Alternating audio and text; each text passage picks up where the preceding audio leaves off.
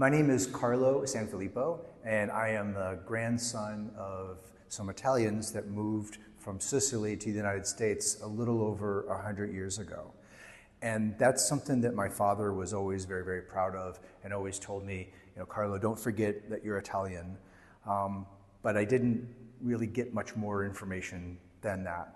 And when my father passed away about a decade ago, I really wanted to understand what that meant. And so I began a journey to try to understand what it meant to be Italian, what it meant to have this culture, and to understand my roots. So I began studying Italian, I began traveling in Italy, and in the course of that, I began diving into the culture and the language and the history of Italy. And all of that led me to discover the Scuola Leonardo da Vinci, which was exciting because it was a school for language that had multiple locations in different cities where you could not only study the language, but you could also study different cultural activities. And so 2 years ago, I did a course and I studied in Milan, Rome, and Torino. And along with studying Italian, I also took some art history classes.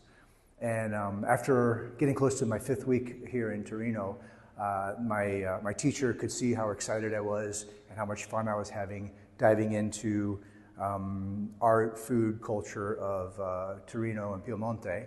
And she suggested that if I really wanted to dive more deeply into the language and the subject matter that I was excited about, that I should consider looking at a university. So now, a little bit more than a year later, I'm enrolled as a student at Unito, and I'm studying beni culturali and archaeology. And it's been just wonderful how this path from trying to understand what my father told me as a child to remember that I'm Italian and me trying to understand what that meant led from me trying to understand my own roots of my family to then now actually I'm studying the roots of humanity here in Piemonte. And it's just been a wonderful experience and something that I know many people want to try to understand more about themselves and the world. And when you say yes to something like that, you never know where it'll take you. So that's my story.